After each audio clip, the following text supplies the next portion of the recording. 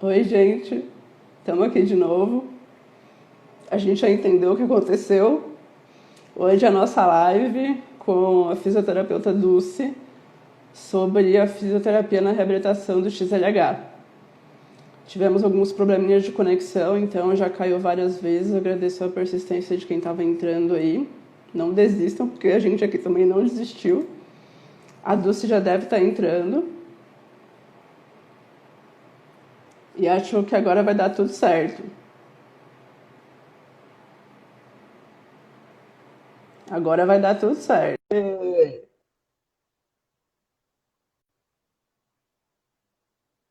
A gente sempre descobre as coisas que acontecem.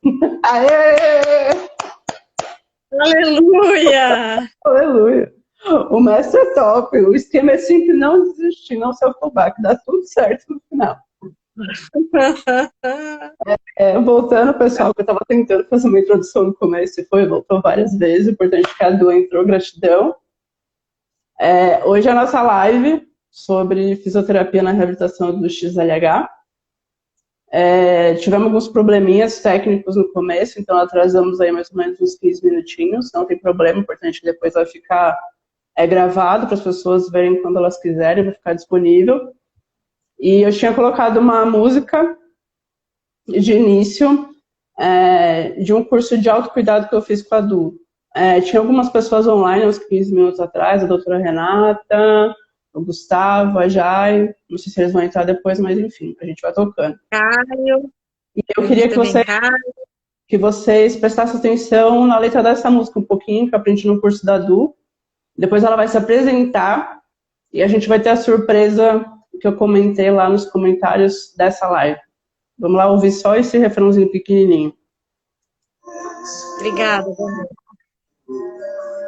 Tá ouvindo?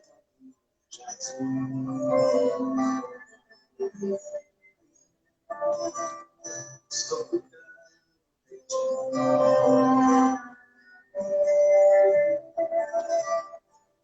cuidando de já.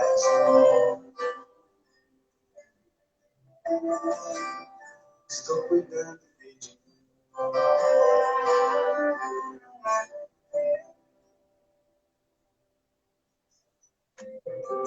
Estou relendo minha alma, meus amores.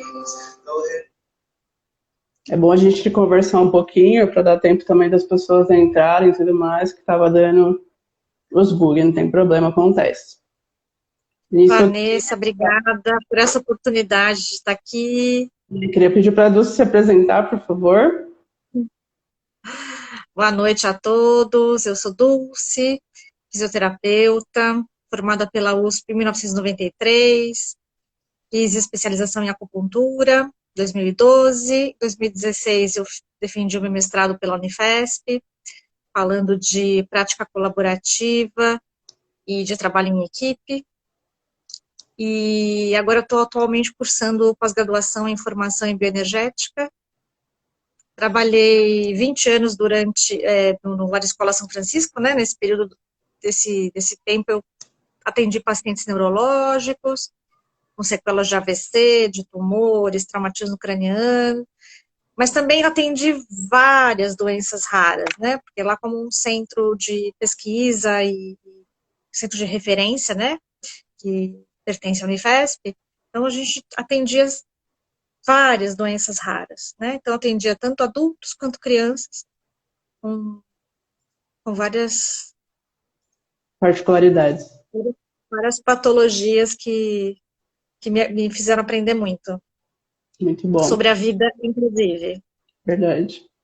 Eu queria deixar registrado minha gratidão pela Dulce. Mês que vem faz um ano já que a gente se conhece. Eu falo que desde que a Dulce entrou na minha vida, ela abriu assim vários caminhos assim. Eu sou muito grata por tê-la na minha vida. Eu falo que ela é uma escola e um presente tê-la. Eu aprendo todos os dias com ela, com a generosidade, com o ser leve dela, com várias questões. Estou me redescobrindo em várias coisas que eu nem imaginava como eu podia olhar certas coisas.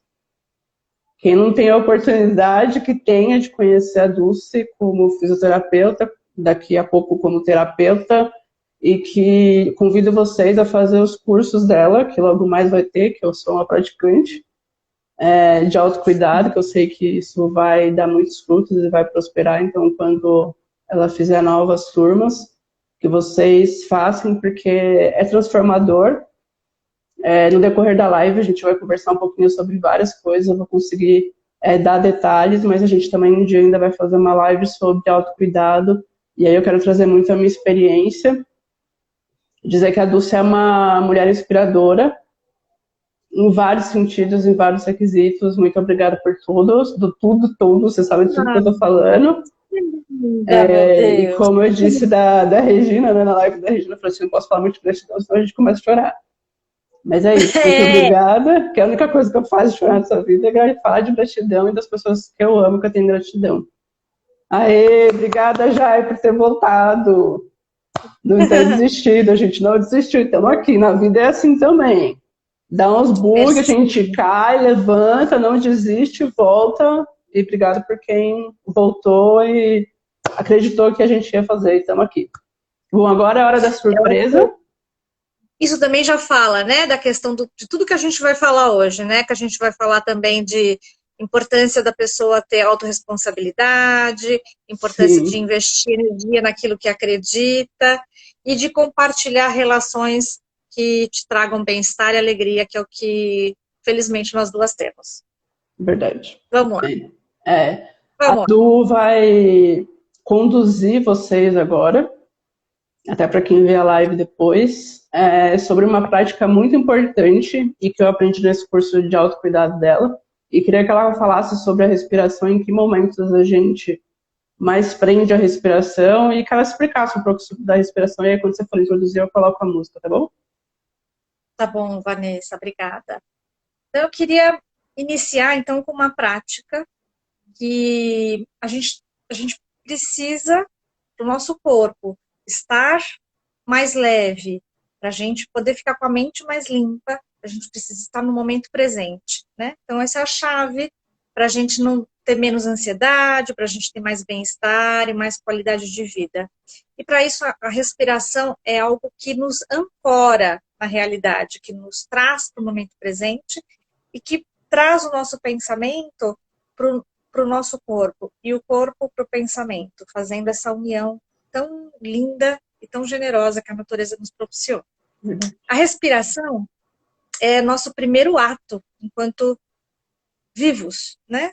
Nós saímos da barriga da mãe e o choro é porque o ar entra nos nossos pulmões e isso dói, né? Então essa primeira respiração é dolorosa, porque os nossos pulmões inflam pela primeira vez com o ar entrando, né? Na vida, a gente repete essa sensação de dor, né? Quando a gente tem ansiedade, quando a gente tem medo, quando a gente tem dor, quando a gente tem emoções que nos deixam contidos, que nos deixam angustiados, quando a gente está triste. Então, muitas vezes a gente usa esse prender a respiração para evitar sentir dor, seja ela física, seja ela emocional. Então, prestem atenção na vida, né? Como a gente, em momentos de tensão, a gente para de respirar. Como a primeira coisa que acontece é. E aí, quando o corpo respira, né, dá aquela sensação de alívio, dá aquela sensação de calma, de paz. Então, nós vamos experimentar um pouquinho disso agora. Pedir para a Vanessa colocar uma música. Pedir para quem estiver assistindo sentar bem confortável. Um pouquinho mais baixo. Com a coluna ereta. Os pés bem apoiados no chão. Pedir para vocês fecharem os olhos. E não precisa mudar absolutamente nada. Só observar como está a sua respiração nesse momento.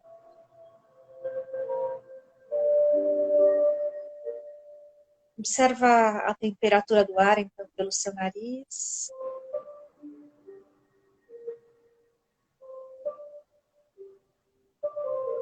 Observa o movimento das suas costelas,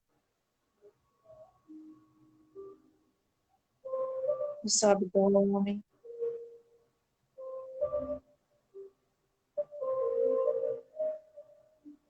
do seu tórax. E apenas observe qual é o seu ritmo de respiração nesse momento. Se a sua respiração está mais lenta, se está mais rápida, se está mais ofegante. Apenas observe.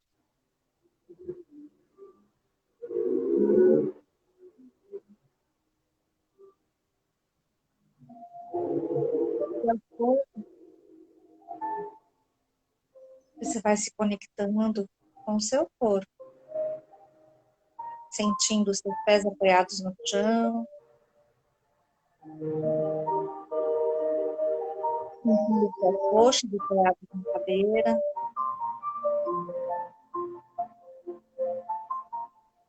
sentindo o contato do bumbum com a cadeira.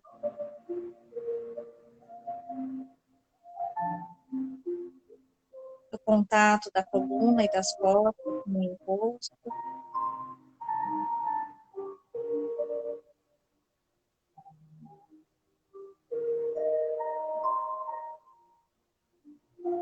Vai observando o lugar que você ocupa no espaço. Esse lugar que é só seu. No meio do universo. O lugar que você ocupa é único.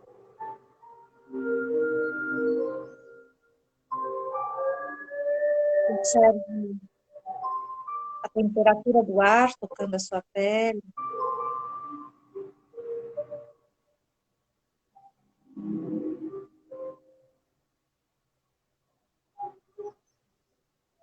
Observe o formato do seu corpo no espaço e a dimensão que você ocupa. O lugar em onde você está agora.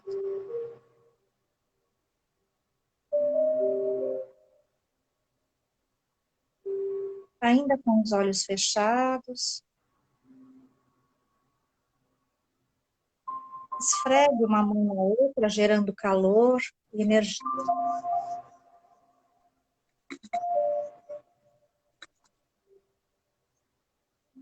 Quando você sentir que a sua mão está bem quente,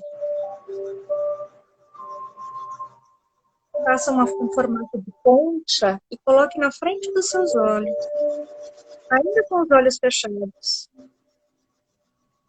Apoie os seus cotovelos na mesa ou no colo e deixe a cabeça pousar sobre as suas mãos. Sinta esse calor que energiza seus olhos. E sinta os seus braços sustentando a sua cabeça nesse momento.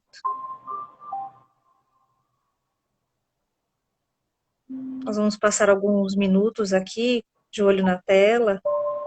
Vamos experimentar descansar os olhos.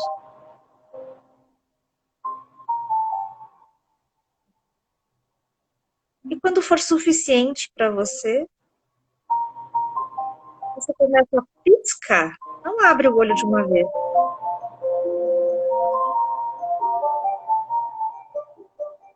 Deixa a luz entrar gentilmente.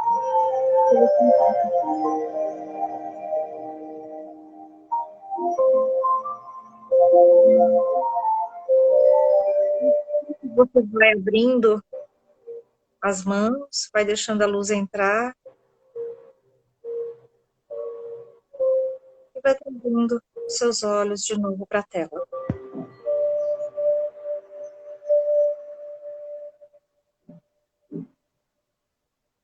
Apenas observe como está a sua respiração agora.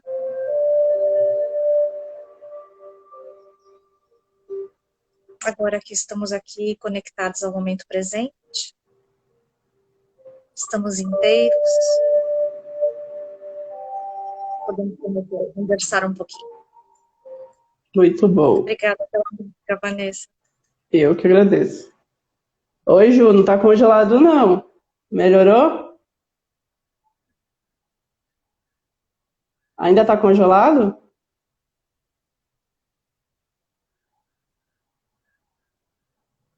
Vamos lá. Eu queria muito que a Du pudesse conceituar para a gente, agora dando início mesmo à live, o que a gente combinou, que a gente vai abordar aqui, definir qual é o papel do fisioterapeuta na reabilitação e conceituar a palavra reabilitação, porque tem várias conotações e várias terminologias. Por exemplo, as pessoas acham que eu já estou reabilitada porque eu estou andando sem apoio. Aí outro dia eu postei falando, não, não estou reabilitada, ainda falta meu joelho recuperar a força muscular, coisas funcionais e tudo mais. Então, eu queria pedir que a Dulce trouxesse esse olhar técnico para a gente, que a gente conseguisse entender isso melhor. Por favor. Tá bom. Então, é assim, olha, a fisioterapia é uma ciência que tem por objetivo estudar o movimento, com todas as suas particularidades e suas especificidades, né? Então, esse movimento, ele começa desde o bebê, passando pela infância, vida adulta, maturidade, vai até terceira e quarta idade, né? E cada fase dessas tem um esperado, né? Foi se estudando, né? E a gente espera que alguns movimentos aconteçam de determinada forma. Por alguns motivos, algumas vezes, esses movimentos ficam prejudicados, alterados, né? Então, o que a gente fala é que a reabilitação, ela surgiu, né? Inicialmente lá na época da Segunda Grande Guerra, nos países europeus, e chegou ao Brasil também no início do século passado, e foi fazendo um longo percurso, começou na Universidade de São Paulo, e só em 1969 a fisioterapia surgiu como profissão, né? E surgiu justamente para reabilitação. Né? Reabilitação de quem? De pessoas que tinham, principalmente naquela época, tinha muita sequela de poliomielite, tinha muita sequela de paralisia cerebral em crianças, as doenças degenerativas, que ainda eram muito pouco estudadas e pouco conhecidas. E aos poucos, esse campo da fisioterapia foi se abrindo, ao ponto que hoje a fisioterapia ela é fundamental, por exemplo, numa UTI, tratando a parte respiratória, ela pode tratar da fisioterapia da mulher, que trata da saúde íntima da mulher, pode tratar de parte esportiva, pode tratar de questões ortopédicas, pode tratar de questões neurológicas e várias outras ramificações, inclusive estética, por exemplo. Então, a nossa formação ela é geral na universidade e depois a gente vai afunilando, né, e escolhendo um caminho. O caminho que eu escolhi foi o da reabilitação, foi o da neurologia, foi a minha paixão, né, ainda adolescente, e eu sabia que eu queria cuidar, eu sabia que eu queria ter um papel onde eu pudesse estar junto com as pessoas, né, eu sempre gostei de gente, de estar junto com pessoas, eu queria estar com as pessoas, né, e a reabilitação nos propicia isso. Esse geralmente é um tratamento de médio, longo prazo, onde a gente vai criando toda uma proximidade, né, conhecendo a pessoa, para saber onde a gente vai chegar, né? Então, já adiantando um pouquinho do que a gente vai falar lá na frente, né? Quando a gente fala de reabilitação, a gente não fala da pessoa que chega, ou no meu consultório, ou lá na Unifesp, chega e fala assim, fraturei a perna, uma coisa bem simples assim. E aí, a primeira pergunta que eu faço é, qual é a sua queixa? O que você acha que você mais quer melhorar? Porque o que eu vejo da pessoa tem uma importância X, mas o que ela vê como dificuldade, o que ela vê como objetivo a ser alcançado, é sempre o mais importante. Né? Então, isso eu queria deixar já bem aqui no começo, já bem claro, né? Para a gente que é um olhar totalmente diferente da Dulce, né? Isso, né? Porque normalmente quando a gente vai fazer fisioterapia, o médico prescreve para que é a fisioterapia e a fisioterapeuta chega e trabalha em cima daquilo, não trabalha em cima do que ela disse agora sobre o que o paciente traz, que para ele é mais importante, né? Essa é uma vivência É a que o questão centro de da reabilitação função, trouxe, né? né? É a questão da função, né? O que é Isso, funcional? isso. Então, no centro de reabilitação, que foi o Lar Escola São Francisco, que foi a minha escola de vida, eu aprendi a estar com os meus pacientes. Na época a gente chamava de pacientes, hoje em dia esse nome já está até mudando, né? Já está passando para clientes. Quando a gente fala de paciente, a gente tem ainda essa visão, né, de uma pessoa que está passiva, que o tratamento é alguém da área da saúde que vai lá e oferece, que ela simplesmente recebe e aceita, né? E hoje em dia isso está mudando. Então, quando a gente fala de função, a gente fala de alguma habilidade ou tarefa, né, que essa pessoa vai exercer na sua vida. Então, por exemplo, usando de novo o exemplo da fratura na perna, né? Ah, eu vim procurar fisioterapia porque eu sinto que a minha perna tá fraca. Mas quando que você sente que a sua perna tá fraca? Ah, quando eu vou subir escada. Ah, tá. Então essa é a função. Função subir escada, né? Porque perna fraca por perna fraca, eu posso fortalecer e a pessoa continuar com dificuldade para subir escada, né? Sim. Porque o objetivo é chegar na função. Então, só fortalecer um músculo que está fraco não faz necessariamente uma pessoa recuperar a função.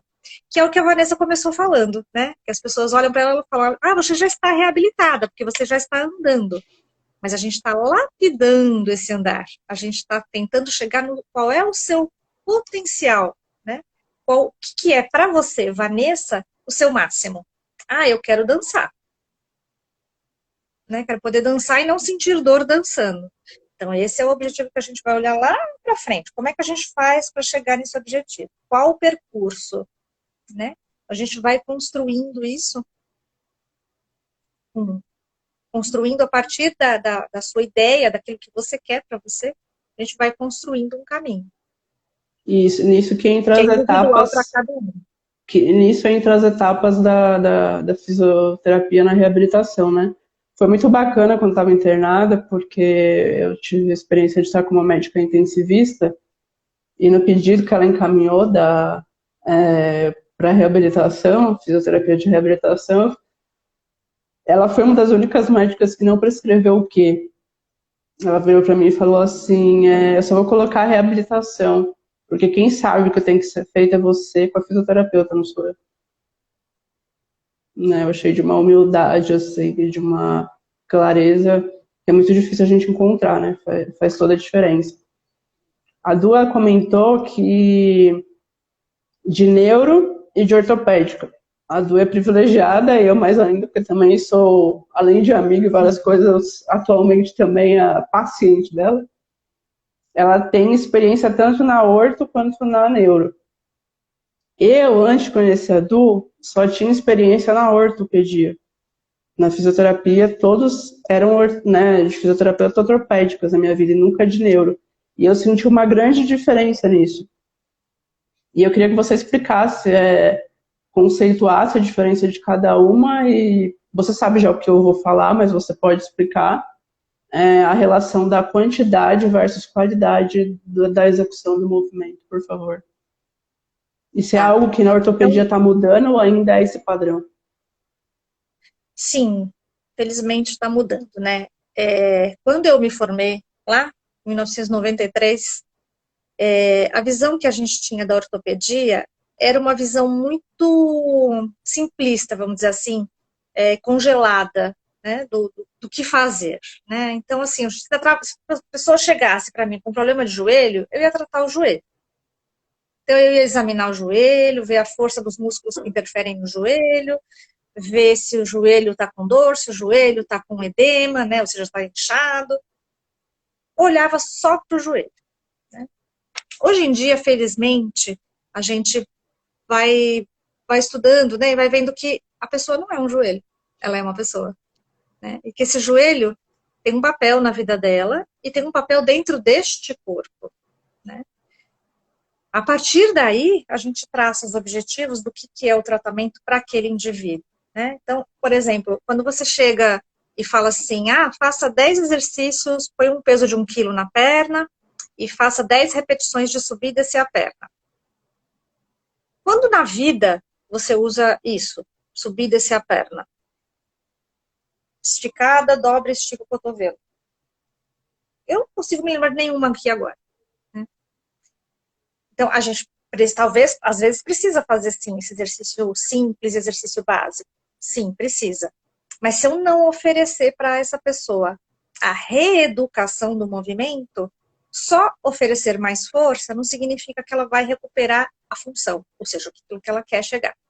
Então, a visão atual, né, as pessoas já estão incluindo vários, que a gente chama de vários sistemas, né, no tratamento. Então, você pensa na questão sensorial, o que são os estímulos que esse ambiente oferece para a pessoa, as questões cognitivas, então se a pessoa tem uma dificuldade de atenção, ou se ela está com uma dificuldade em relação ao ambiente onde ela se encontra, as questões emocionais, as questões de confio ou não confio nesse profissional que está me tratando, confio, mas tenho medo, porque eu sei que vai doer, ou eu sei que vai doer. Às vezes nem dói, mas a pessoa acha que já vai... Travado. Né? Então, todas essas questões interferem no tratamento, né? Então, quando a gente fala, por exemplo, da reabilitação, a gente fala de trazer o movimento para o cotidiano. Né? Então, uma terapia, ela precisa passar por algumas etapas, né? Então, eu preciso ter um músculo que tenha uma boa elasticidade, então, por isso que a gente faz alongamento, né? Para que quando ele faça a contração, ele consiga contrair, relaxar com toda a sua potência. Eu preciso de força, porque esse músculo tem que ter uma contração potente para realizar os movimentos que eu quero fazer. Eu também preciso de coordenação, né? Porque eu preciso fazer o movimento que eu quero, do jeito que eu quero, na hora que eu quero, com a força que eu quero, e para atingir o objetivo e a tarefa que eu quero realizar. Então, todo este processo ele é construído ao longo de uma mesma terapia. A gente acaba priorizando, normalmente, um aspecto daquilo que a gente quer melhorar, né? Escolhe pinça um aspecto que a gente quer melhorar na terapia e junta tudo isso para fazer um exercício. Né? Então, quando você fala, estou fazendo um exercício X, 2, 3, 4 pessoas podem estar fazendo o mesmo exercício e o objetivo ser completamente diferente para cada uma delas. Né? Porque eu vou pensar aquilo que é mais importante para aquele indivíduo, para a função que ele quer realizar. Nisso eu até queria... Sim, eu queria até comentar, eu corrigi as pernas, né? Genovaro, que era tipo um alicate, mas eu não corrigi o pé. Então eu tenho o pé chato e piso para dentro, principalmente com o direito. Hoje, eu fazendo físico a Du, eu estava até falando para ela que foi me sugerido usar palmilha, não sei se vocês já viram, mas tem umas palmilhas que tem como se fosse um arco, né, no comecinho dela, na parte anterior, para mim não dar com aquilo, por alguns médicos. Eu sempre me neguei, porque me desequilibra, mas hoje a Dulce me passou algo que eu não filmei, não dava ali, às vezes não dá pra gente filmar tudo o treino, mas ela colocou bolinhas macias, e eu fiquei um tempo sobre elas, próxima vez que eu for eu vou tentar filmar. Para mim sentir, eu fiquei um tempo, eu não sei quanto tempo, quantos minutos eu fiquei em cima e depois tirando. Eu nunca tinha feito esse exercício, ó, eu sou macaca velha e difícil, hein? Desde os meus 17 eu tenho 35.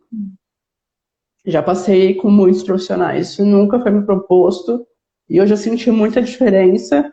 E se vocês observarem no meu treino de marcha de hoje, que eu postei nos stories andando, eu claudico muito menos. E eu fui marchar, né, bem depois que a gente fez o exercício com a bolinha na parte anterior do pé, e também tem muita relação com a posição do meu quadril. Então são detalhes assim que é só um especialista em reabilitação que consegue ter esse feeling, né? A Du, como ela tem a visão da neuro, da ortopedia, e está no centro de reabilitação, faz toda a diferença, assim. Então isso é sensacional. E outra coisa que eu tenho aprendido muito na Físio com ela é as várias formas que ela tem me trazido para ganhar amplitude de joelho. Queria que você explicasse um pouco sobre isso, sobre como é importante a pessoa se dedicar nesse processo, que não pode passar muito tempo, não pode ficar sem mexer, porque senão as sequelas vão ser severas e às vezes irreversíveis e vai ter que trazer cirurgias muito mais danosas. Então eu queria que você explicasse a importância da perseverança nisso, do esforço, e também como é que faz adaptações para a pessoa conseguir ganhar esse movimento, não só forçando na raça, que é a forma como sempre me foi proposto. Uhum. Então, a ideia é a seguinte: quando você faz uma cirurgia ortopédica, como é o seu caso, que você fez para correção de uma deformidade, né? E depois você tem que reaprender a andar, a gente passa por várias etapas, né? Então, primeiro você tinha um padrão, a gente chama, né, de padrão de marcha, ou seja, o seu jeito de andar foi adquirido desde criança com o que você falou, né, da perna do genovaro, né? Que fica com o joelho aberto. O cérebro adquire uma memória desse andar, né? A gente fica com isso gravado, como quando você anda de bicicleta, você não precisa toda vez que vai andar de bicicleta falar, olha, agora equilibra, viu o tronco, agora dobra o joelho, viu, agora o pé vai para frente, viu, agora o pé outro agora. Não precisa, uma vez aprendido, isso está registrado na nossa memória motora, são os movimentos automáticos. Quando você passa por uma cirurgia e você muda o jeito que esse osso está se comportando, o jeito que esse músculo está se comportando, que todos os seus receptores de sensibilidade estão se comportando, o seu cérebro tem que reaprender esse novo jeito. Né? Então, como que a gente faz para reaprender esse novo jeito? Primeiro, quando eu faço uma cirurgia, você corta músculo, você, no seu caso, né, você também fez uma osteotomia, ou seja, cortou o osso, né? Na hora que você junta de novo, não é imediata essa conexão. Né? Essa conexão vai acontecendo aos poucos. Quando você fala, por exemplo, de osso, isso vai criar um calo ósseo com o tempo e isso vai ficar unido uma parte na outra. Né? Mas não é uma coisa que acontece só no osso, acontece também no músculo, acontece nos ligamentos. E o músculo ele tem uma certa elasticidade. Quando você faz um corte e você volta a juntar, né, posturando de novo o músculo, se você não trabalha esse deslizamento das fibras musculares entre si, elas vão ficando rígidas, né, e cria o que a gente chama de fibrose. Então, tão importante quanto a cirurgia é a recuperação pós-cirúrgica. Né? Se você fizer uma excelente, maravilhosa cirurgia, mas não fizer um bom tratamento de reabilitação pós-cirúrgico, muitas vezes o resultado vai ser perdido. Você vai ter sofrido em vão, porque o músculo vai congelar numa posição, porque você vai andar sem nenhuma orientação de como é o jeito, né, que normalmente esse músculo precisa se comportar durante esse andar ou durante esse ficar de pé. Né? Você falou, por exemplo, da amplitude do joelho. A amplitude do joelho é fundamental. Né? Então, se a gente pensar todas as coisas que a gente faz, né? Então, por exemplo, uma coisa bem simples, sentar e levantar da cadeira. Quantas vezes a gente faz isso por dia? Né? Vale. Então, se eu estou sentada e vou ficar de pé, eu preciso que o meu joelho me dê sustentação. Eu preciso apoiar os meus pés no chão e eu preciso que esse joelho me dê sustentação para eu conseguir estar de pé e segurar todo o meu corpo em cima desses pés, desses joelhos, desse quadril, desse tronco, né? Imagina como é que faz para levantar de uma cadeira se você não dobra o joelho. Como é que é levantar de uma cadeira com o joelho esticado? Primeiro, a força brutal que você tem que fazer. Segundo, a dor que vai vir disso, porque você vai fazer de uma maneira que o seu corpo não está estruturado para fazer. Né? E muitas vezes o que acaba fazendo a pessoa, quando não tem essa recuperação da flexão do joelho, ela acaba, às vezes, até perdendo a marcha. E depois tendo que fazer nova cirurgia para né, tirar essa fibrose do músculo, para daí voltar de novo. Quando a ideia no começo era só mexer na parte óssea. Né? Então, sem a reabilitação, você não faz o caminho completo, faz só uma parte. Por isso que é tão importante, né? O sucesso da cirurgia depende também quase que 100% do processo de reabilitação, né? O quanto a pessoa se esforça para isso. Senão perde Isso que mesmo. você está falando, isso que você tá falando é muito importante, né? Essa questão do esforço, da autorresponsabilidade, né?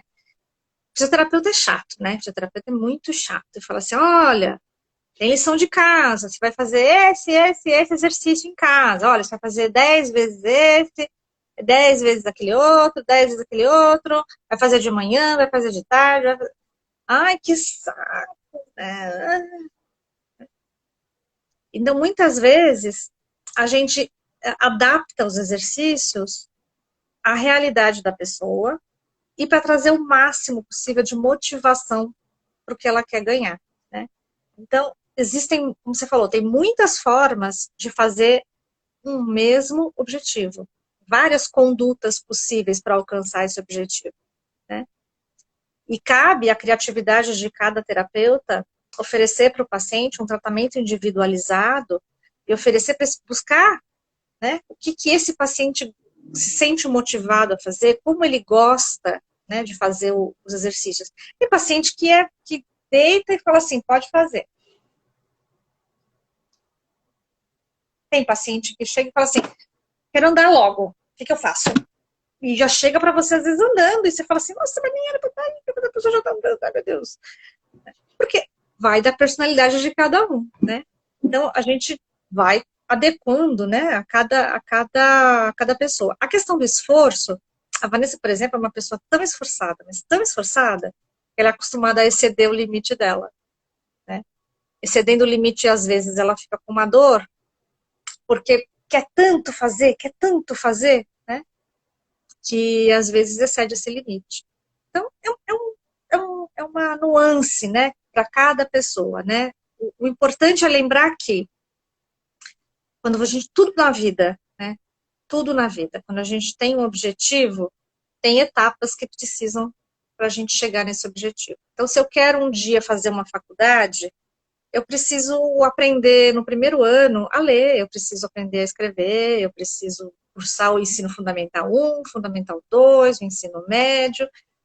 Criança nenhuma chega e vai direto para a faculdade, né? A gente tem um caminho a se traçar. Não dá para pular etapa, né? Na reabilitação não é diferente, né? Então, se você tem um objetivo, a gente tem que identificar quais são as etapas necessárias, né? Investir a energia para que essas etapas sejam cumpridas, para que você alcance esse objetivo lá no final. Então, terapeuta e paciente precisam conversar muito, e sempre, né? Para saber onde querem chegar e quais as diferentes formas de alcançar esse objetivo. O paciente tem o direito de chegar para ele e falar assim, ai, que exercício chato, não tem outro jeito? Tem, vamos ver. Vamos ver se tem uma outra forma. Vamos estou pensar. muito cansado hoje. Podemos fazer uma outra coisa? Podemos fazer uma outra coisa diferente. Isso acontece muito no TZLH, assim, tem dia que você tá com a energia lá alta, tem dia que você chega e que você tá morrendo, que você não consegue responder, ou até seu nível de dor, se somente estiver muito alto, você não responde da mesma forma, depende. Tem muita questão da fadiga, né? Tem também outras questões que não as ortopédicas, né? Que também interferem no seu bem-estar. Então, por exemplo, uma formação de Chiari que causa enxaqueca. Então, mesmo que você queira, esteja super motivada para fazer a sua reabilitação, você está com uma enxaqueca, sua cabeça está parecendo que vai explodir. Não dá. Não dá. Naquele dia não vai dar. Né? É bem isso. Respeitar a particularidade, né? Respeitar. A gente vai respeitar o limite de cada momento. Queria também que você comentasse sobre as posturas funcionais e adaptações para no dia a dia, tipo, como sentar na cadeira e tudo mais. Quando eu estava internada, eu fiz 2 vezes por dia. Os fisioterapeutas me acompanhavam do hospital, mas a Dulce também foi a pessoa que mais me visitou no hospital, 3 vezes, e me passava treinos específicos, então eu fazia tudo que ela me passou mais uma vez. Então as pessoas às vezes me veem, você saiu andando do hospital, nossa, facinho. Não, ninguém viu, né, as 3 vezes que eu estava lá por dia fazendo fisioterapia. E queria falar o quanto isso é importante, assim, no processo de reabilitação pós-cirúrgica. treino específico muito feito de forma intensa e repouso, né? Tem que respeitar o repouso, acho que os dois associados garantem um resultado muito bom. E eu queria que você falasse sobre essas adaptações assim, de postura e tudo mais, do andador. Você me corrigia várias vezes em relação ao ombro não ficar mais alto, porque senão você adquire tendinite e tudo mais. Se isso é um papel da fisioterapeuta, é um papel da TO. TO é terapeuta ocupacional, para quem não sabe, pessoal. É assim, quando a gente estuda o movimento, a gente estuda a forma como esse movimento acontece de maneira harmônica, né? Como é que esse músculo precisa se comportar, como é que esses ossos precisam se comportar, como é que é a integração do sistema sensorial, né? Ou seja, de todas as nossas percepções do mundo, para que o movimento aconteça de uma maneira que ela não seja lesiva, de que ela não seja dolorosa, né? E de que ela seja mais suave, né? O corpo sempre tenta economizar energia. Mas muitas vezes ele economia energia de um lado para gastar demais do outro, né? Então é o caso, por exemplo, quando a gente está com dor. Eu tô com dor e tô com medo de pisar o pé no chão. Então eu vou fazer muita força no braço, porque assim eu garanto que eu não vou cair. No braço eu confio, porque o braço não aconteceu nada com ele, mas na perna eu não confio. Então eu vou fazer muita força no braço. Mas isso gera uma tensão no corpo inteiro. Eu não estou só tensionando o braço e ombro, tensionando tudo. Aí quando eu solto, eu falo, nossa, fica assim 5 minutos andando. Não precisa nem por força, só andar 5 minutos assim. Você sai quebrado, termina destruído, cheio de dor, né? Então, o papel da gente é poder mostrar para a pessoa que às vezes ela não percebe que está fazendo esse tipo de compensação, né? Às vezes é um mecanismo para evitar dor ou para evitar o medo de queda e tal, e ela precisa ser orientada, porque a gente não nasce sabendo, né? O papel da TO também é fundamental. A TO, ela faz o treino das funções específicas, né? Então, a TO, por exemplo, é aquela profissional que fala assim para você, olha, Vanessa, quando você for escovar o dente, você pode, se operou o joelho direito, então você pode, por exemplo, apoiar o seu joelho direito num banquinho para não fazer tanta sobrecarga, se você for ficar muito tempo em pé, não sobrecarregar também a sua coluna, isso vai posicionar melhor a sua pelve. Então, você pode fazer assim, né? Olha, quando você estiver na frente do computador, presta atenção que os seus olhos precisam estar na linha média da tela, porque senão sua cabeça ou fica muito para baixo, quando a gente vai olhando o celular, né? Ou então você fica olhando assim para cima. Às vezes a pessoa está lá digitando aqui assim, e olhando, e aí, depois no final do dia, está morrendo de dor. Então, essas orientações podem ser dadas tanto pela TO, quanto pela físio. Esse tipo de orientação pode ser papel de ambos, né? Sim. Aliás, deve ser papel de ambos. Entendi. A TO é uma profissional que eu ainda não fui. Quem sabe um dia, mas eu acho que A terapia ocupacional, ela trabalha tanto a questão motora, quanto a questão também de saúde emocional. Isso eu não sabia. São duas frentes de trabalho da terapia ocupacional, né? E geralmente quem faz uma não faz a outra. Ah, tá. Né? Isso eu não São conhecia. trabalhos bastante específicos, né? Então, por exemplo, a terapia ocupacional tem um trabalho fundamental, por exemplo, em atendimento a pacientes com transtornos psiquiátricos, por exemplo, crianças com autismo. Tem um papel muito importante nessas questões aí mentais e emocionais, por exemplo.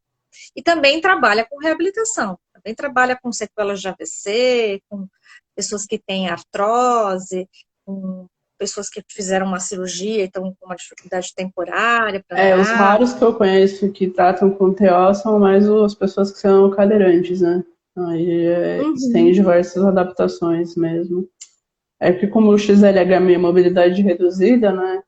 São poucos os que são cadeirantes mínimos, mas é por isso que acho que não é tão difundido entre nós, assim. Eu também ainda não tive essa experiência. O dia que eu tiver, eu compartilho. E a progressão do XLH, existem algumas lesões características sobre coluna. E eu tenho muita mobilidade de coluna, até pelo Pilates também, por tudo mais, sempre tive um alongamento muito bom. Eu queria falar a importância disso na prevenção de duas sequelas que a gente pode ter pelo XLH, que é a entesopatia,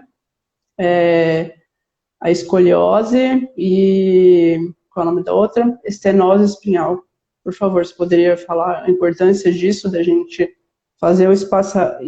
E é difícil, como que eu vou explicar para as pessoas o que é mobilidade de coluna? Mas é o espaçamento, né, de uma vértebra entre outra, você gerar essa... Então, imagina, por exemplo, que você está em pé e você precisa pegar um objeto no chão. Tem várias formas de você fazer isso, né? Você pode agachar e pegar o objeto no chão, mas se eu tenho uma restrição de joelho, eu não vou conseguir fazer assim. Eu posso simplesmente abaixar só o tronco e deixar as pernas esticadas e ir buscar o objeto lá no chão. Para isso eu vou ter que ter mobilidade de coluna. Minha coluna vai ter que dobrar para eu conseguir alcançar lá no chão, por exemplo. Né? Quando que a gente precisa de mobilidade de coluna? Uma pessoa que dirige, por exemplo. Preciso ver se eu estou muito perto do carro de trás na hora que eu estou estacionando, eu estou olhando lá no espelho, mas tem hora que a gente dá aquela viradinha assim, Tati, um pouquinho, né? Então, isso é mobilidade de coluna. Né? Tanto de coluna cervical, quanto de coluna torácica. Né? Isso também é mobilidade de coluna. Quando mais eu preciso de mobilidade de coluna? Quando eu quero alcançar um objeto. Então eu tenho, sei lá, um travesseiro no meu maleiro e eu preciso lá em cima buscar. Se eu não tiver mobilidade de coluna, meu braço não chega até o fim. Porque, por exemplo, se eu sou uma pessoa corcunda, meu braço não levanta. Eu não tenho nada no braço. Nada no braço, mas se eu for corcunda, ele não chega mais alto. Para eu chegar no final do movimento, eu preciso de mobilidade de coluna. Né? Então, esta rigidez vai levar ao que a gente chama de alterações secundárias, ou seja, são coisas que são evitáveis. Né? E muitas coisas são evitáveis. Né? Então, por exemplo, você falou que você faz pilates, né? Quando você faz um trabalho como pilates, você faz bastante alongamento, bastante fortalecimento, mas você trabalha a mobilidade do corpo inteiro, de todas as articulações. Né? Isso faz com que, você trabalhando essa mobilidade, você faz com que as articulações sejam melhor lubrificadas, porque tem um líquido. Na grande maioria das nossas articulações existe um líquido. Entre um osso e outro tem um espaço para esse osso não raspar um no outro, tem uma cartilagem que recobre e tem um líquido. Então, este impacto, conforme eu trabalho a movimentação, ele me propicia ter melhor mobilidade e me previne, por exemplo, ter uma artrose no futuro. O que é artrose? Nada mais é do que esse líquido que vai diminuindo, os ossos vão se aproximando, eles começam a se tocar. Imagina a dor que isso causa. Né? Ou, no caso da entesopatia, existem calcificações nos músculos, às vezes nos tendões. Então, cada vez que você faz um movimento, existe esse deslizamento muscular, ele passa a não ser tão harmônico, porque tem um cálcio ali, né, que ficou e que prende essa musculatura. Então, cada vez que você vai contrair, dói, porque você vai tentando deslizar algo que não está mais deslizando. Né? Então, quando você está fazendo todo esse trabalho de mobilidade, de manutenção de força, de alongamento, você está prevenindo coisas que podem acontecer lá no futuro. E no futuro de qualquer pessoa. Imagine no futuro de uma pessoa que tem uma doença que já afeta músculos e articulações. Né? Então, qualquer indivíduo se beneficia de exercício, mas o indivíduo que já tem uma dificuldade pregressa, com certeza vai se beneficiar ainda mais. Né? Aí que a gente entra na questão do autocuidado, né? De você ter o exercício como é tão importante quanto o remédio que você toma para repor o fósforo. Eu lembro de uma live que eu fiz com a Soraya, que é endócrina, ela falou, para mim, eu prescrevo atividade física como se fosse um remédio. Exato. Uma prescrição, não negocia, né? Hoje em dia não é negociável. Faz parte do tratamento. Sim, tem que fazer, senão não tem como melhorar, né? Eu também queria que você falou um pouquinho antes sobre limite.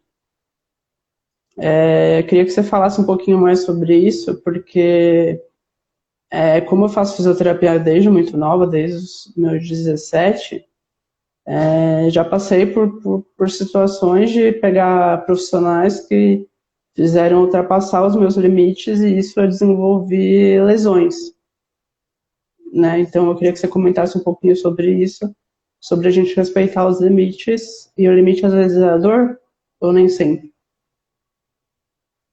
O limite é sempre a dor. Sempre é a dor. Acontece que cada indivíduo tem uma relação com a dor, né? Então, tem pessoas que aguentam muita dor e que você está lá, você sabe, né? Qual que é a importância do profissional conhecer o limite também, né? Ele saber qual é a função. Então, eu sei que o meu joelho pode chegar a tantos graus. Então, eu sei que se essa pessoa já chegou nesses graus, se eu forçar mais, eu estou excedendo o limite dessa articulação, desse músculo.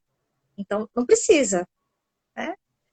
Mas eu acabei de fazer uma cirurgia, eu preciso recuperar essa movimentação. Então, vai doer? Vai doer. Mentira se eu disser que não vai doer. Vai doer, né? Você tem que aguentar a dor? Tem que aguentar a dor. Mas você tem que chorar de dor, você tem que gritar de dor, você tem que ficar com medo de ir para a fisioterapia de tanta dor que você sabe que você vai sentir? Não. Né? E às vezes isso acontece, né? Às vezes eu não quero, vai doer muito, quero, né? Então precisa ver o que essa dor significa também para essa pessoa, né? Às vezes a dor sempre é um estado de alerta, né? A dor é o corpo te avisando que algo não está bem, né? A dor te avisa que o músculo está sendo sobrecarregado, que a articulação está sendo sobrecarregada, significa que você está forçando, né? Num pós-operatório tem sim que forçar, tem sim que forçar. Mas é no limite de cada um, né? E também o quanto cada um consegue naquele momento. Às vezes, naquele dia, você não consegue tanto. Você consegue um pouco, porque aquele dia a pessoa não está bem, por algum motivo, e a gente também tem que respeitar. Né? Não, mas tem pessoas que são mais manhosas, assim, pessoas que não aguentam nada de dor, que na primeira dobradinha você já está... Né? Então, essa pessoa você sabe que você vai poder forçar um pouco mais. Né? Então, esse feeling do terapeuta também é muito importante, né? Para perceber que tem indivíduos que, se você esperar o paciente falar que está com dor, que é o caso da Vanessa, por exemplo, ela vai desmaiar e não vai falar para você que está doente. É que eu fui treinada no sistema hard, né? General, total, e é isso que você tá falando, tá passando um filme aqui, porque a minha primeira fisioterapeuta maravilhosa, e se eu tenho articulação de joelho hoje, eu devo a ela, que é a Sandra. Se vocês fuçarem no meu feed, vão achar a foto dela. Se não fosse ela, não dobraria meus joelhos hoje. Depois que você usa o Unilizarov, era na raça, né? Não sei se é um conceito muito daquela época, né? Isso já fazem, querendo ou não, quase 20 anos. Né? A gente tem que colocar isso em pauta também. Mas era muito na raça, e era no grito que eu recuperava a articulação, tá? De joelho. Hoje vocês veem esses stories bonitinhos, na bolinha, né? Naquela época não estão assim, não, tá? E eu ainda forço, tá? No Pilates, a Sibeli, depois eu vou postar. Ela força, mas eu não grito mais. Né, eu não chego mais no grito, mas eu recuperei no começo, lá na minha adolescência, a base de muito berro e a base de muito choro. Hoje, pessoal, vendo tudo que eu já passei, não vou dizer que não criou um trauma em mim, mas eu falo que às vezes a dor de recuperar a articulação é mais sofrida até do que usar pino. Uhum. Né? E no meu caso, agora, eu fiz as contas, é a 13ª vez que eu estou recuperando a articulação de joelho. Uhum. Por isso que meus joelhos talvez estejam tão inflamados e cheios de artrose como estão. Mas eu falo que é uma das piores dores mesmo, e disso me veio uma frase que eu escrevi há muitos anos atrás, que eu falo: nossa vontade tem que ser maior que a nossa dor. Para mim, isso define reabilitação. Se você não tiver vontade em deixar a dor te dominar, você não vai se reabilitar. Porque você sempre vai sentir dor na reabilitação. E se você não tiver um esforço E a vontade é algo mental, é uma briga mental o negócio com a sua dor. É para você conseguir, não sei nem se a palavra é superar, porque eu acho que não é algo que a gente supera, é algo que a gente suporta. Enfrentar. É um É, enfrentamento, isso, você não foge, né? porque isso que a Dulce falou aí, e tem paciente que fica com trauma, não quer ver a fisioterapeuta e não vai na fisioterapeuta, foge, tem muito. Mas tem muito, é o que mais tem. Sim, sim. Mas o que a gente tem que entender é que não adianta fugir. Se você fugir e você não passar por essa dor, por exemplo, que pode ser de várias maneiras, né? Existem várias condutas, vários profissionais e tudo mais, é você ser o maior prejudicado, vai ser você mesmo. Como que você vai ter uma vida, por exemplo, na recuperação de um joelho funcional se você não consegue nem dobrar o joelho para sentar numa cadeira? Como que você entra num carro? Como que você sobe um degrau de uma escada? Como entra no ônibus, né? Muitas coisas, agachar, ir para o chão, são coisas além que não é tão funcional, não é tão importante para a sua vida, mas essa questão de sentar é muito importante, né? É totalmente funcional, então é algo que a gente realmente tem que se dedicar. E isso eu queria que você falasse também, Dulce, sobre a questão da atividade física, que a fisioterapia é uma atividade física, e pelo mundo afora, que eu vejo do XLH, o que eles mais fazem é fisioterapia como atividade física. Uhum. Pilates é algo ainda que não é muito difundido, até porque Pilates não é algo muito acessível, né? Vamos falar a verdade, não é? Eu queria que você falasse sobre isso, como a atividade física melhora a qualidade de vida do indivíduo, melhora o humor e tudo mais. Tem duas coisas aí, né? Acho que você trouxe uma questão aí do XLH no mundo, né? A gente tem o privilégio de ter um sistema único de saúde, que é o SUS, que nos oferece tratamento gratuito, né? A gente tem o privilégio de poder ter uma UBS perto de casa, onde você passa nos seus médicos, faz os seus exames, faz alguns tratamentos, né? Essa é uma oportunidade que em outros lugares do mundo não existe, né? E só no Brasil é que existe isso. Então, só no Brasil você tem direito a tomar o seu remédio, que agora é, né, novidade aí no tratamento do XLH, o Burosumab, e entrando com processo na justiça, e o governo custeia isso. Por quê? Porque essa é a responsabilidade do SUS, né? O SUS foi, na Constituição de 88, ele estabeleceu que a saúde é um direito de todos e é um dever do Estado. Então isso é fundamental, primeira coisa.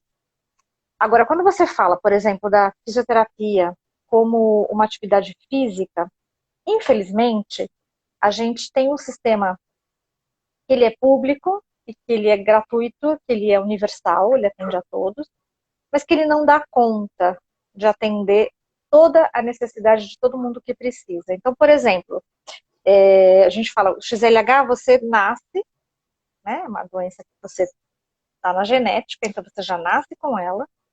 Então, teoricamente, desde que você tenha o diagnóstico, você já teria que estar fazendo uma reeducação do movimento, né?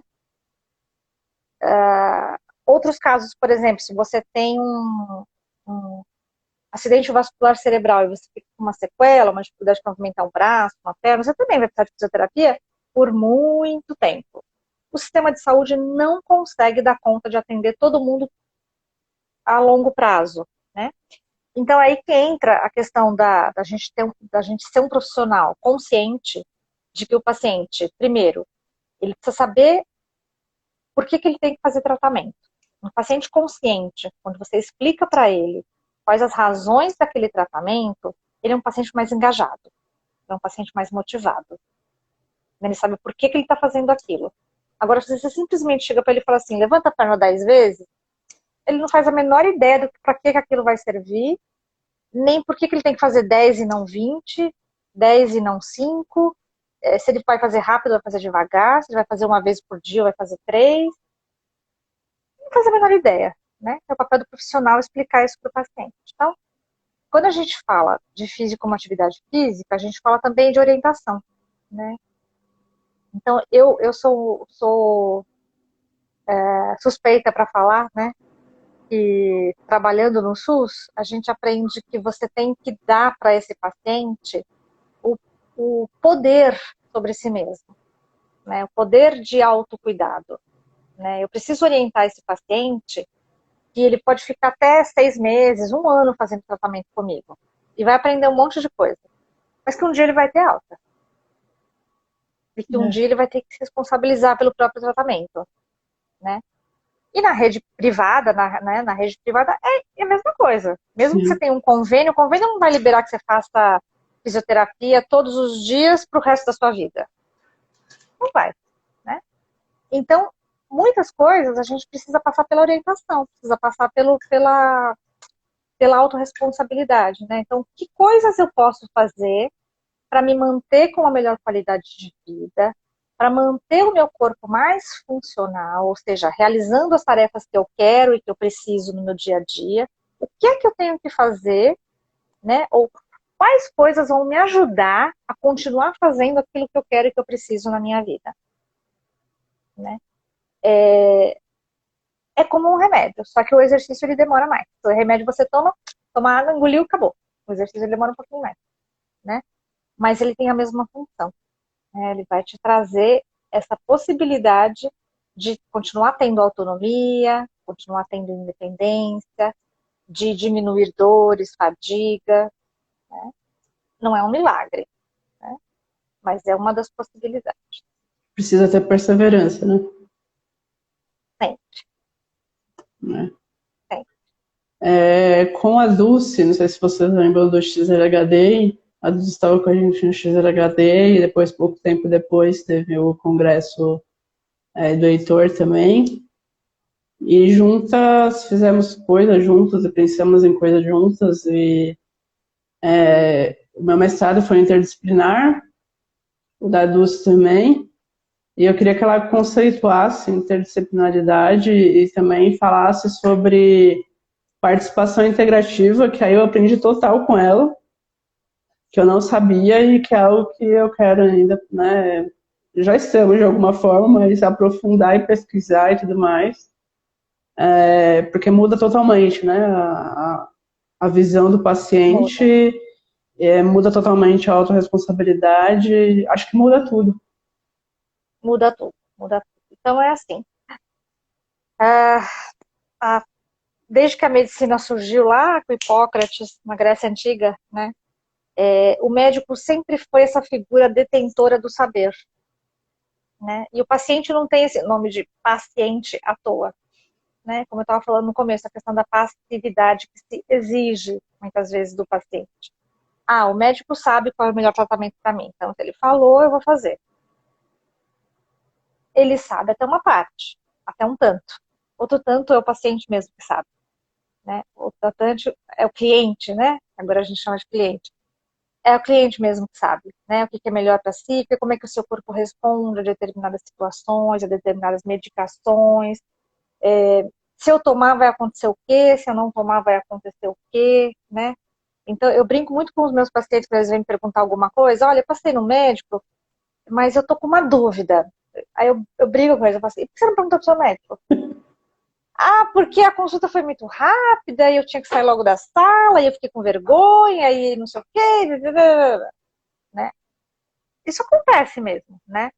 Mas a gente precisa mudar essa relação, né? E só o tempo, e só a persistência, e só o treino é que vai fazer com que isso se transforme, né? Então, quando a gente fala de prática colaborativa, de interdisciplinaridade, a gente está falando de vários profissionais trabalhando em prol do bem-estar daquele paciente, cliente, paciente, cliente. Ainda é muito difícil para mim ter isso, né? Mudar. Então, por exemplo, você chega para mim e fala assim, olha, sei lá, Vanessa vai fazer fisioterapia, mas ela está deprimida. Aí ela não consegue ficar engajada com os exercícios, porque ela chega na terapia e ela está deprimida. Então, se você não tiver um acompanhamento, às vezes com medicação, ou às vezes com terapia, com psicólogo, a fisioterapia não vai render. E o problema não é a fisioterapeuta nem o paciente, o problema é o estado emocional, que vem junto, né? Então a gente tem que trabalhar essa parte. Ah, mas olha, a Vanessa, apesar de ela estar no hospital, ela continua postando coisas no Instagram, ela continua fazendo todos os trabalhos que ela faz muito bem, né, digitais e tudo. Então, ela dentro do hospital, ela vai ficar usando o computador. Mas ela vai usar como esse computador? Vai usar em cima do sofá, vai usar na mesa de alimentação do quarto, vai usar no colo. Então, aí talvez seja legal ter uma TO que oriente como que é a melhor postura para fazer o uso desse computador. Nossa, mas o que isso tem a ver com o joelho operado? Tudo, né? Então, se eu tiver uma dor na cervical, porque eu estou muito tempo na cama, porque eu estou muito tempo na frente da tela, isso vai atrapalhar o meu processo, né? Então, hoje em dia, quando a gente fala de prática colaborativa, a gente fala que todos os profissionais têm a sua importância. Todos. E quando a gente fala todos, são todos. Então, se eu não tiver um serviço de limpeza, higienize adequadamente um centro cirúrgico, eu posso estar com o melhor cirurgião do mundo. Mas eu vou sair de lá com um processo infeccioso e aí o melhor cirurgião não me adiantou de nada, né?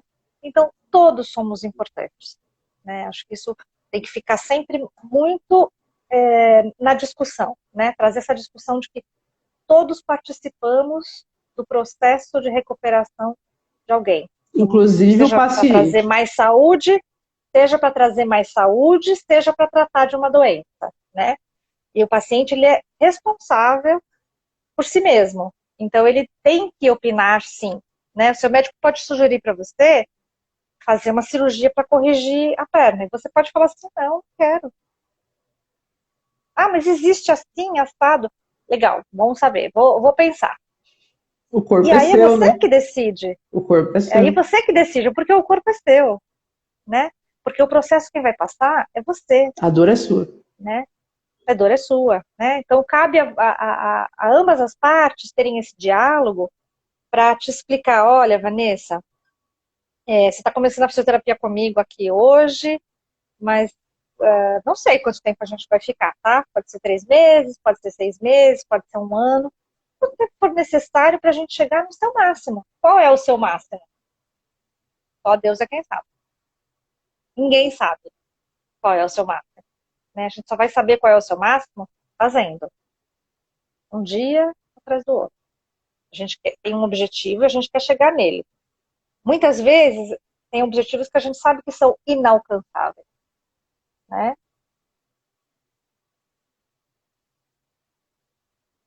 Ela travou? Voltou. Voltou. Muitas vezes a gente sabe que tem objetivos que são inalcançáveis, né? Eu Mas brinco, nem eu por brinco que isso. para mim um objetivo inalcançável, talvez, mas não é nem inalcançável porque eu não sou capaz, mas é prudência. Eu brinco que eu faço de tudo, só tem uma coisa que o Targa me proíbe, né? Acho que quem me acompanha já sabe quem é o Targa. Meu ortopedista, meu pai. Você pode fazer tudo, menos andar de moto. Você pode fazer tudo, menos andar de bicicleta. Então, assim, eu amava andar de bicicleta quando eu tinha a perna arqueada, né? Eu andava muito de bicicleta, eu andava de bicicleta desde os meus 7 aos 17 anos, foram 10 anos. Hoje, se eu treinar muito e até voltando à minha mobilidade de joelho que eu tinha antes, a amplitude, eu acho que eu até conseguiria. Só que se der uma zica e eu cair, sabe-se Deus quantas fraturas eu vou ter, né? Então tem coisas que não vale a pena. Eu sempre falo, nada, não existe limitação, né? A nossa limitação está na mente, mas também tem que ser uma questão de também você ter prudência. Eu não vou viver numa bolha, por exemplo, vou andar, eu posso cair na rua, aliás, eu já tive um acidente de queda. Não vou viver na bolha, mas existem riscos que você vai se colocar que você tem que ser prudente. Eu acho legal você falar isso, tem limites que não vão ser superados. Porque também a pessoa tem que ter um pouco de noção, né? Porque senão fica muito naquela coisa de sonhador e não é bem por aí, né? Você tem que ter uma responsabilidade com o seu corpo. Eu acho que a gente tem que estar sempre buscando essa conversa, né? Para saber o que é mesmo o limite, né? O que é mesmo insuperável, né? Então, você pode falar para mim assim, insuperável para mim é para você andar de moto. Mas, de repente, para você é fundamental andar de moto. Você tem um prazer imenso andando de moto. Então, a gente vai ter que achar um jeito de você fazer isso com o mínimo de risco, o máximo de segurança, né? E rezar, né? Para não cair, para não acontecer nada. Então, às vezes, a gente, como terapeuta, você fala assim para a pessoa, puta, não faz isso. Ai, depois o preço vai ser tão alto que você vai pagar. Mas a pessoa quer, né? Então, quem sou eu para dizer para ela não faça? Né? Eu só posso dizer assim, você vai fazer, mas as consequências podem ser A, B e C. Fiz o meu papel, te orientei, você fez o seu papel de escolher. E você, ok, eu vou arcar com A, B e C se for necessário, porque eu quero fazer isso. Sim. E ok, né? Então, essa bolha, né, que você está falando, né, assim, hoje em dia, por exemplo, existe rapel para pessoas cadeirantes. Eu fiz já rapel nessa vida.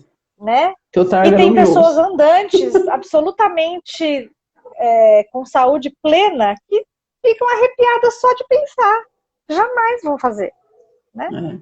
Então, né, eu falo que tem tantas formas de se fazer. Mas o rapel ainda é mais seguro, né, do que andar de bicicleta, por exemplo. Você tá preso de um monte de corda, tudo controlado por pessoas em cima, embaixo. Isso. Por mais que seja uma super altura, que não sei o quê, tem um monte de estratégias, né, para te proteger. Sim. Né? Então, a mesma coisa. Vou falar pra você assim, olha, você vai andar de moto, mas você vai pôr 5 calças, 3 jaquetas, para você se cair, ralar menos, sei lá o quê, né? Enfim. Mas, né, acho que assim, quando a gente... Eu tenho um paciente que ele brinca comigo, ele fala assim, não me diga não. Quando alguém me diz, você não consegue, eu só vou parar pro dia que eu conseguir. Eu sou dessas, muito dessas, mas o limite. Né? Com prudência, não me desafie. Com prudência. Prudência. Né? Então, eu admiro, né, a iniciativa e a coragem de superar os limites. Né? E eu acho que se a gente não, na vida, a gente não tentar superar os limites, a gente não se melhora, a gente não tira tudo que o nosso ser pode ter na vida. É que aqui a gente está falando de limite físico, né? Mas existem várias formas de limite, até emocionais. Isso. Porém, né, quando a gente fala de limite físico, a gente fala de preços a serem pagos. Né? Então, se você, sei lá, por ser atleta, né, por exemplo, e por trabalhar a corrida, o seu impacto no joelho vai ser maior do que qualquer indivíduo comum, do que eu, do que qualquer pessoa na vida. Né? Sendo que você já tem uma patologia que favorece que você tenha dor no joelho. Né? Então, é proibido? Não, proibido não é, mas vai ter consequência. A conta vai chegar um dia. A conta vai chegar um dia. E o meu papel é te dizer qual é essa conta. Uhum. Eu danço, não sou proibida de ninguém por dançar, nem pelo Targa, mas eu sei o impacto que isso gera na minha articulação e no meu joelho, por isso que eu não sou a doida de ficar dançando todos os dias, por exemplo. Né? Era no máximo 2 vezes por semana. Já dancei todo dia? Lógico, na minha adolescência, mas eu era jovem, hoje eu não sou tão jovem. É prudência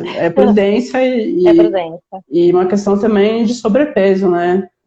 Nas articulações, que aí é nosso papel e nossa briga com a balança eterna, e quanto mais velho você vai ficando, acho que talvez eu tô adquirindo uma consciência que eu não tinha antes, assim, porque depois que eu fiz essa cirurgia de artroscopia, que eles ficaram bem assustados, tanto inflamado que estavam meus joelhos, e como eu amo dançar, eu tenho me preocupado mais com isso, mais do que nunca, acho. Né? É uma questão importante também, né? A Dulce, ela tem experiência com muitas pessoas raras, de vários tipos de doenças diferentes. E muitas até delas, até neuro, né, Dulce? E eu queria que você comentasse sobre isso um pouquinho, assim, o que você... Quais as particularidades que você vê nas pessoas raras, né? O que você aprendeu, como que é para você, assim, no que você teve que se adaptar, no que você teve que se desafiar para cuidar de pessoas raras? Essa é a pergunta mais difícil de todas. Não é técnica, né? Olha, o que eu aprendo com as pessoas raras, eu aprendo que viver pode ser feito de muitas formas. Talvez esse foi o maior aprendizado de vida que eu adquiri com pessoas raras, né? E que cada um atinge o seu prazer e a sua alegria de uma forma, Sim. num tempo, de um jeito, né? Então, o desafio que ter uma doença rara gera para cada indivíduo, ele pode ser maior se ele tiver fatores que atrapalhem ainda mais, né? Então, o indivíduo que tem uma condição, que tem uma família que colabora, que apoia, que está junto, que até a condição financeira mesmo, que a pessoa tem mais acesso a vários tipos de tratamento, né? Então, a gente sabe que o tratamento é diferente, é diferenciado, né? Agora, se você for pensar numa pessoa que, além de ter uma doença rara, tem que enfrentar outras dificuldades, então, às vezes, eu já tive muitos pacientes, por exemplo, com doenças graves, né? Por exemplo, pacientes com lesão medular ou com sequelas de AVC, que moravam sozinhos, né? E que moravam dentro de uma comunidade, que às vezes tinha que deixar uma escadaria enorme para chegar na rua, para daí ir andando até o ponto do ônibus, para daí chegar na terapia, né? Então, tem essa persistência, essa perseverança, né? Eu acho que os raros têm desde que nascem, né? E isso pode ser um grande fator de motivação, né? No sentido de superar limites mesmo, que é o que a gente está falando, né? De como enfrentar os desafios cotidianos. É tudo como a gente olha, né? É tudo como a gente olha, né? Então, é que nem estava falando, eu brinco com a Vanessa, que eu falo que ela vai ter que me ensinar a dançar. Porque eu não tenho nada que me impeça de dançar fisicamente, mas eu tenho um bloqueio emocional para dançar. Para mim é muito difícil me soltar e me sentir, né, à vontade para fazer isso. A Vanessa dança, preocupada só, única e exclusivamente com o prazer, com a alegria da dança, e dança muito bem, né? Então, a gente superar os desafios é para todos.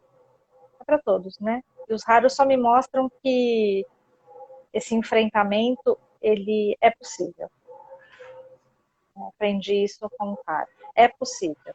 Sempre há um jeito possível, né? Sempre tem alguém que vai achar um jeito possível, né? Quando você acha que é impossível, alguém vai lá e te mostra que existe um jeito possível. Existe um caminho, né? Existe um caminho. Talvez não seja aquele caminho que você imagina. O que você, né, queria. Essa é a questão. O que você queria. Talvez não seja exatamente aquele caminho. Mas que existe um caminho, existe um caminho. Isso me lembrou aquela frase também. Perseverança é a palavra-chave da nossa existência. Podemos conseguir tudo. A diferença que será de tempos e formas diferentes. Exato. Nosso tempo é diferente. Nossa forma é diferente. Mas a gente dá conta. Né?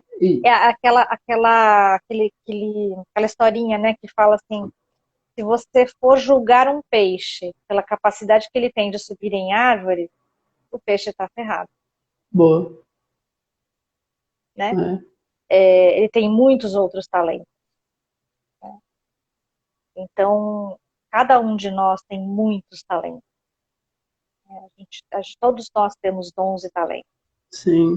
Como a gente vai fazer uso deles, como a gente vai compartilhar com as pessoas que estão ao nosso redor, que é nossa missão. Sim. Na vida. Eu me sinto privilegiada, né, em relação ao meu tratamento, assim, eu brinco que eu vivo de milagres. Tem coisas que eu posso abrir que o resto da minha vida, tem coisas que não, mas enfim, só posso dizer que em relação ao meu tratamento sou muito abençoada.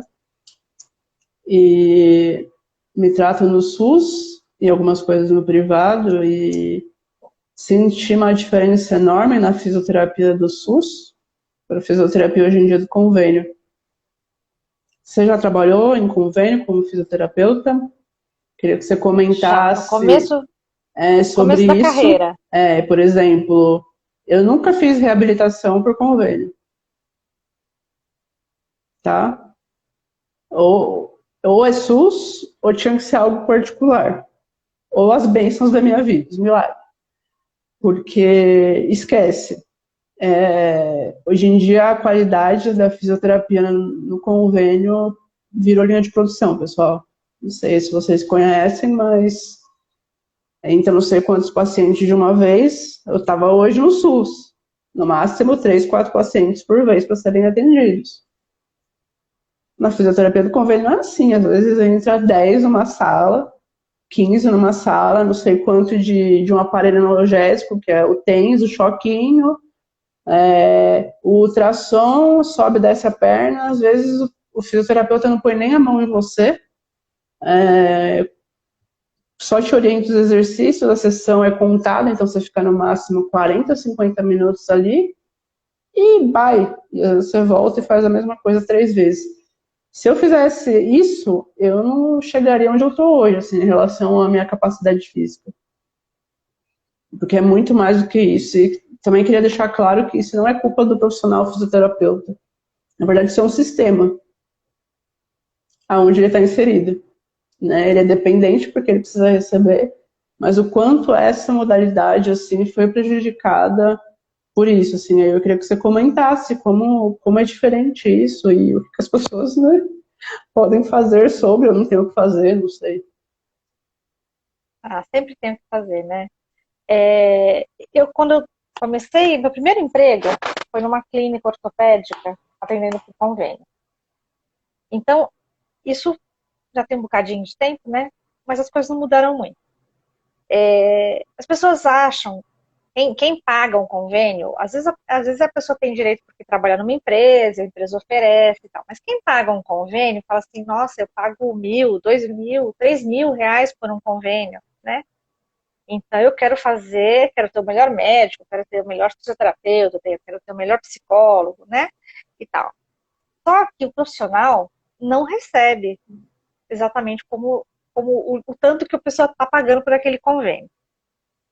Então, muitas vezes, o que você ouve é assim, não atendo por convênio. Você fala assim, puxa, então não vou. Não vou. Porque eu preciso de alguém que seja do meu convênio. Porque eu já estou pagando pelo convênio. Então, esse é um dilema enorme, né? Para oferecer qualidade, a gente precisa de tempo, a gente precisa de dedicação. Eu preciso fazer curso, eu preciso participar de simpósios, de congressos, fazer atualizações, né? Eu preciso estar em dia com os meus estudos, eu preciso estar sempre conhecendo coisas novas, né? Tá vendo o que está acontecendo, o que surgiu de novo para tratar tal coisa, né? O que alguém estudou para chegar nisso, ou eu mesma vou lá e estudo, né? E publico um trabalho. Então, isso, feliz ou infelizmente, tem um custo. Né? E algumas pessoas, na hora de oferecer um tratamento, oferecem um tratamento diferente. Se a pessoa está fazendo SUS, se está fazendo privado, se está fazendo convênio, o tratamento é de acordo com o tanto que você recebe. Né? Eu não julgo, apenas digo que isso é assim que acontece. Né? O que eu falo para as pessoas é assim, sempre questione. Sempre questione. Né? Então, se você sentir, quando você questiona o profissional que está te atendendo, seja ele o médico, fisioterapeuta, psicólogo, TO, fono, seja ele qual for, se você questiona e você não sente segurança na resposta, procura uma segunda opinião. Né? Então, muitas vezes no convênio, por exemplo, Muda você falou de clínica, assim, 10, né? 15 pessoas, 10, 15 pessoas numa mesma sala, Eu já trabalhei em convênio, eu sei como é que era isso. E eu me matava, porque eu queria oferecer qualidade. Mas, ao mesmo tempo, eu sabia que eu só ia receber aqueles R$ 5 da terapia dali a 90 dias, e que se eu ficasse com o paciente 10 minutos ou 1 hora e meia, eu ia receber os mesmos R$ 5. Se eu fizesse com ele TENS, ultrassom, ondas curtas, RPG, pilar, eu ia receber R$ 5. Né? Então, o que acontece? Alguns profissionais acabam entrando nesse esquema da grande rotatividade, né? Infelizmente. E isso, sem dúvida nenhuma, faz cair a qualidade. Então, eu falo que a gente tem que buscar esse equilíbrio, né? E buscar essa forma de poder suprir, né? Então, eu atendo no SUS com a mesma técnica que eu atendo qualquer paciente de consultório ou em domicílio. A mesma técnica, não muda em absolutamente nada. O que às vezes pode mudar é o equipamento que eu tenho disponível, alguma coisa assim, mas mesmo assim, o fisioterapeuta brasileiro é conhecido no mundo porque nós somos muito criativos, né? Então a gente Adapta pega um tudo. colchão, Dá jeito pra tudo. pega um colchão, tira a capa dele, usa uma espuma para virar treino de equilíbrio. A gente pega um cabo de vassoura e usa como bastão para fazer massagem, né? Se não tem bolinha para fazer exercício, a gente pega um limão, uma laranja, a gente inventa. E Verdade. vai inventando. É meia. Meia de nylon, toalha de banho. Faz o rolinho. Olha, já fiz massagem até com colher de pau. Né? Então, a gente vai inventando. Porque a necessidade cria, né? A necessidade traz a criatividade. Sim, com certeza. E é muito do Então, brasileiro. nada justifica você oferecer um tratamento ruim. Nada justifica. Aí fica a questão da pessoa ter o feeling e mudar, né? Muda de clínica, né? Você vai ter opção. Nada justifica, né? Então, às vezes você se sujeita, né, a atender dessa forma por um salário X, né? Enfim, eu não quero fazer julgamento aqui, porque eu acho Não, nem é para correto, né? julgamento, é só para falar. Eu tô falando no lugar do fisioterapeuta, especificamente, porque, como eu falei, é um sistema, mas estou dizendo do paciente, né? Para ele Sim, buscar outras formas, o SUS, outras formas, não desistir, porque se você não fizer algo intensivo e bem com qualidade, você não chega a uma reabilitação de verdade, é só por isso. e acho que uma coisa também fundamental, né, quando você está falando, por exemplo, de reabilitação, né?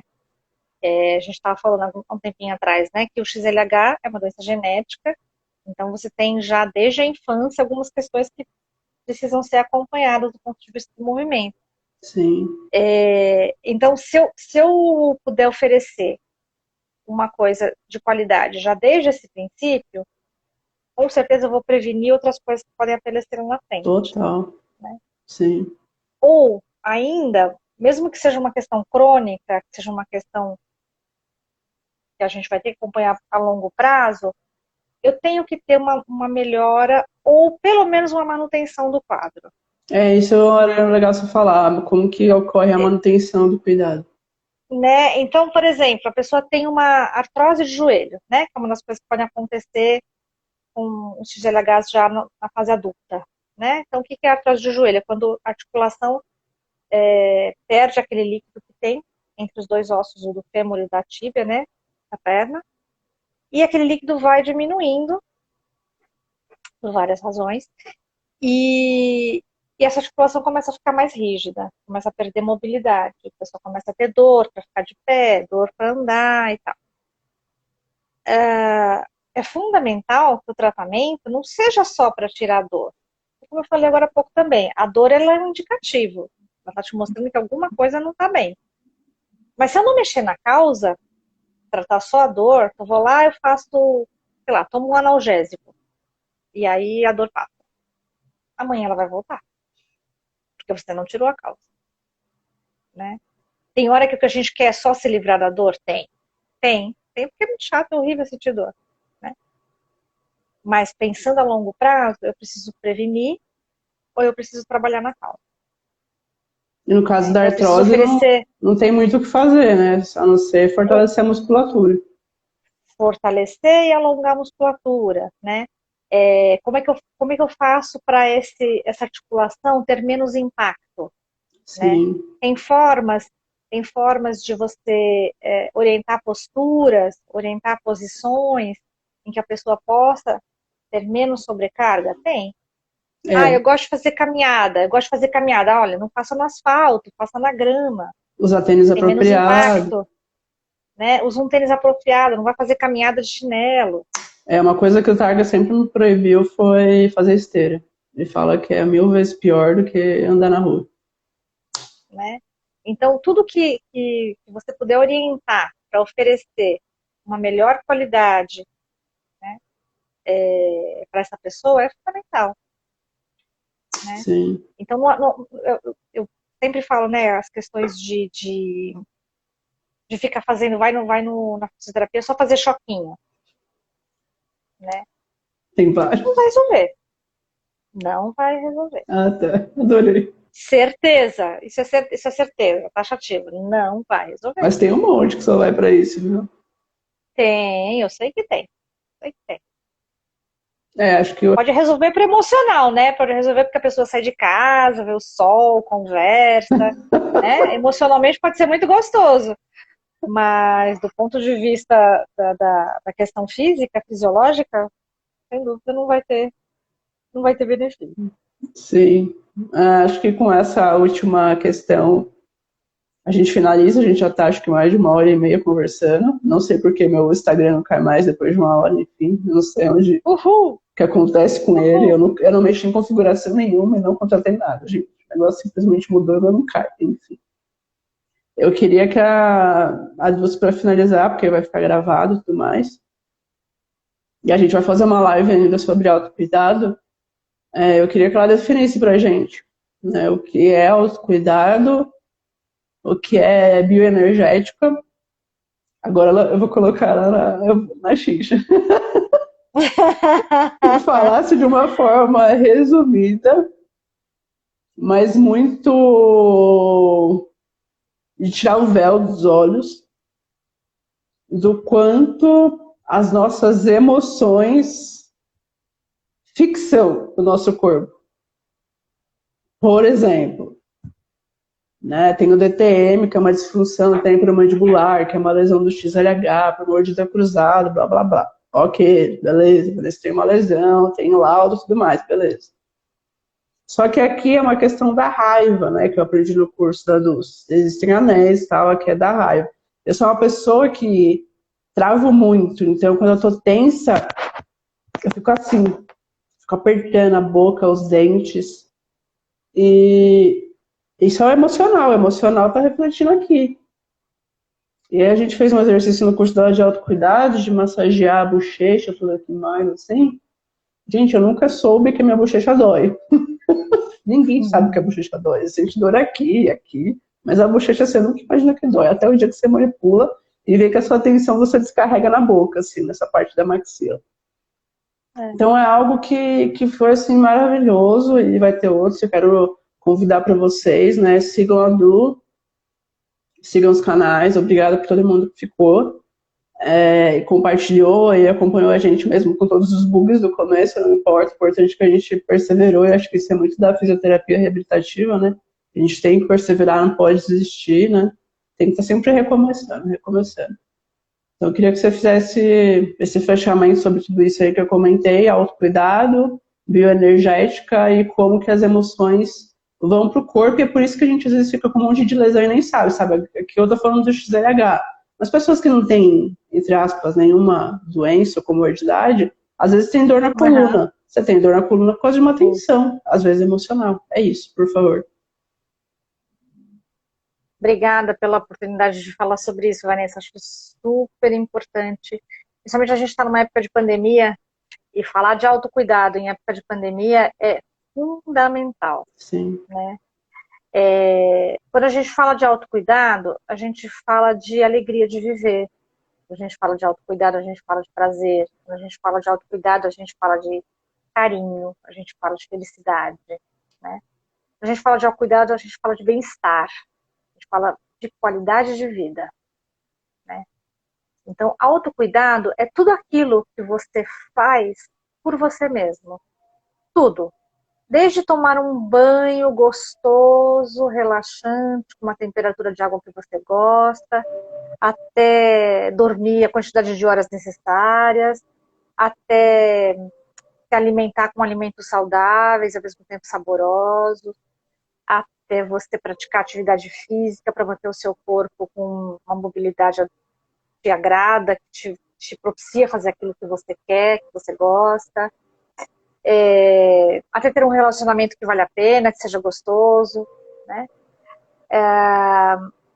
Autocuidado é você se colocar na vida uma postura de quem pega a vida pelo colarinho e fala assim, vem cá. De protagonista, né? Quero você com sabor, né? Quero você com sabor, né? Então, autocuidado é a gente buscar formas de sermos felizes em cada pedacinho que a gente é na vida. Né? No meu caso, eu vou falar aqui como mãe, como filha, como amiga, como terapeuta, como vizinha, como pessoa que dirige no trânsito, como pessoa que vai no mercado, enfim, nos vários papéis que eu tenho na vida, né? Então, procurar dar o seu melhor, né? E procurar colocar aquela frase tão todo mundo toma não, né? Que todo mundo fala, né? Fazer com o outro aquilo que eu gostaria que fizessem comigo, né? Isso é até razoavelmente fácil de imaginar. Agora, difícil você imaginar o que eu quero que façam comigo. Como é que eu quero ser tratada? Né? Como é que eu me trato? Né? Então a gente vai retrocedendo, né? Como é que eu me trato? Eu me dou aquilo que é bom para mim? Eu me deixo ter a oportunidade de fazer coisas que eu gosto? Ou eu só trabalho, trabalho, trabalho, trabalho? Ou, sei lá, eu me coloco em situações em que eu estou sempre estressado, né? É uma equação muito difícil de fechar, né? A vida, se tivesse uma receitinha que fosse boa para todo mundo, era fácil. A gente colocava na parede, seguia passo a passo e todo mundo sorrindo, maravilha. Mas não é, né? Então, quando a gente fala em corpo que sustenta e carrega as nossas emoções, é importante a gente lembrar, né, que a bioenergética traz esse conceito de que o corpo armazena as nossas emoções. Ela não faz subdivisão entre corpo e mente. Né? Não existe corpo ou mente, é corpo e mente junto, é tudo junto, né? Então, quando eu entristeço, muitas vezes a minha postura fica mais curvada. Quando eu estou alegre, a gente se movimenta com mais amplitude, né? Se eu estou com raiva, a mesma boca que serve para sorrir, serve para fazer, né? Ou serve para segurar uma coisa que eu deveria falar e não falei. Ou porque não posso, ou porque não quero, enfim. Trava, né? A coluna que carrega coisas demais, né? Eu quero resolver os problemas de todo mundo, quero dar conta de tudo, né? Eu quero ser a melhor profissional, a melhor mãe, a melhor filha, a melhor terapeuta, a melhor. Ai, a coluna não aguenta tanto, né? Então a gente também se exige muito, muitas vezes, né? Então todo esse pacote aí vai trazendo para o corpo essas emoções, né? Cada região do nosso corpo carrega uma memória de tudo que a gente viveu, as alegrias, as dores, o nojo, o medo, a tristeza, a inibição, a extroversão, né? O prazer, a falta de prazer, né? O nosso corpo traz tudo isso registrado, né? E a bioenergética é uma linha de terapia, né? Terapia em análise bioenergética, que a gente trabalha, né, juntando essas questões emocionais com as questões físicas. Então, através de exercícios, os exercícios eles têm um objetivo emocional, vamos dizer assim. É diferente de fazer um exercício para fortalecer a perna ou para fazer um alongamento, ele é um exercício que te traz percepção de si mesmo, te traz consciência do que está acontecendo. Ele faz você registrar no corpo tudo aquilo que acontece com você, o que é de bom e de ruim. Quando a gente se conhece, a gente consegue lidar melhor com tudo aquilo que nos representa, né? Que é a nossa essência. Eu sei que coisas que me desencadeiam tristeza, eu posso me afastar delas, ou eu posso não estar sempre naquela mesma situação, que eu sei que eu vou ficar triste necessariamente. Né? Se eu sei que me relacionar com alguém, isso vai me trazer raiva, eu posso parar um segundo antes. Ou não, olha, esse cara é meu chefe, ele me dá raiva, mas ele é meu chefe, eu preciso desse emprego. Como que eu vou lidar com isso? Né? Qual é a forma que eu tenho de achar um equilíbrio, né, entre o que eu tenho que falar e o que eu tenho que engolir? Como é que eu faço para não deixar que essa descarga, né, ou que essa carga excessiva seja um peso para mim? Né? Sim. Então, a bioenergética ela traz essa possibilidade de que essa percepção, né, buscando essa percepção, você consiga ter mais qualidade de vida. Então, bioenergética e autocuidado estão ali, ó, Juntinho. Maravilhoso. Gratidão a Jai, ela ficou aí na live inteira. Uhul! Consegui vê-la aqui. O Alex, que, desde o começo lá, acho que da primeira live, ele sempre me apoiou, todas as coisas que passaram aqui. A Lívia tá online, sabe? Da interdisciplinariedade, que linda. Eu vi, lá do Pará. Estamos esperando, Lívia. Conte conosco. Sim, a Patrícia Sampaio, que fez grupo de movimento da bioenergética junto comigo, a Sueli Morita, que foi minha colega de faculdade. Muito legal. Algumas pessoas eu fui vendo entrarem aqui na live. Marina Moll, que fez curso de bioenergética comigo também. Enfim, algumas pessoas que eu consegui ver aqui enquanto eu falava. As outras que eu não vi, me perdoem. Imagina. Né? Mas assim, queria agradecer muito, Vanessa, pela oportunidade de estar aqui. Eu que agradeço ter topado. Prazer estar aqui conversando com você. Eu também. Prazer estar aqui conversando com você, trocar. E queria dizer que estou aberta, se as pessoas quiserem mandar mensagem, fazer alguma pergunta, estou aberta à disposição.